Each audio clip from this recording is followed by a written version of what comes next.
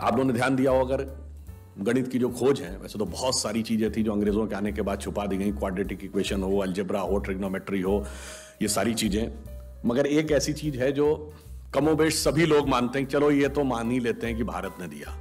वो क्या था? शून्य। अब कहा जाता शून्य किसने दिया? आर्यभट्ट ने खोजा। अरे भाई आर्यभट्ट ने खोजा नहीं, आर्यभट्ट की किताब में पहली बार तुमको लिखा हुआ मिला। अगर आर्यभट्ट ने शून्य खोजा तो बौद्ध मत में शून्यवाद का सिद्धांत कहां से आया? वो तो आर्यभट्ट से पहले के थे। और ये बताइए कौरवों की 18 अक्षौणी सेना से लेके भगवान राम की जन्म कुंडली बन रही थी, वो बगैर शून्य के बन रही थी। वास्तविकता यह है कि शून्य वेदों से निकला और वो इस बात को स्वीकार करने को तैयार नहीं होते थे कि धर्म ग्रंथ से निकलता है, इसलिए उनको छटपटाहट थी, इसलिए वो कहने का प्रयास करते हैं किसी और ने निकाला था। और समस्या क्या है? हमारे यहां तो भगवान राम की जो कुंडली निकली है वो जब नासा के प्लैनेटोरियम सॉफ्टवेयर में डाली गई तो 7114 समथिंग बीसी की डेट निकल आई। अब बताइए, वैसे तो मैं नहीं मानता कि वो डेट सही है, उसके अंदर नक्षत्रों का कैलकुलेशन किया जाए तो बहुत पीछे आएगा, परंतु बताइए उन लोगों ने हमको समझा दिया कि हम अवैज्ञानिक हैं और हम अंधविश्वासी हैं, जिनमें किसी एक के यहां लिखा है कि धरती चपटी है और एक के में लिखा धरती के चारों तरफ सूरज घूमता है।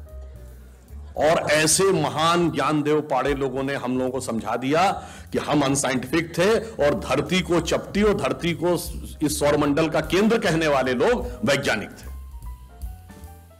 आज भी जब सूर्य ग्रहण या चंद्र ग्रहण होता है, आप नासा की ऑब्जर्वेटरी बताती है ना, 1950 से पहले नासा नहीं था।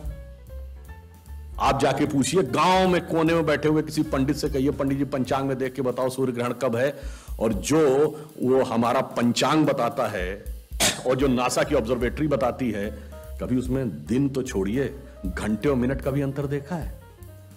हमारा तो कैलकुलेशन 5500 साल से एज इट इज चला रहा है और उसके बाद उन्होंने हमें बताया कि हम अवैज्ञानिक हैं। आज भी आप बताइए, उत्तर भारत में उतना नहीं दिखता, दक्षिण भारत के मंदिरों में जाइए, नवग्रह बने हैं तो सूर्य केंद्र में है कि धरती केंद्र में है? सूर्य के 7 किरणें होती हैं, 7 घोड़े सूर्य के बने कि नहीं मंदिरों में?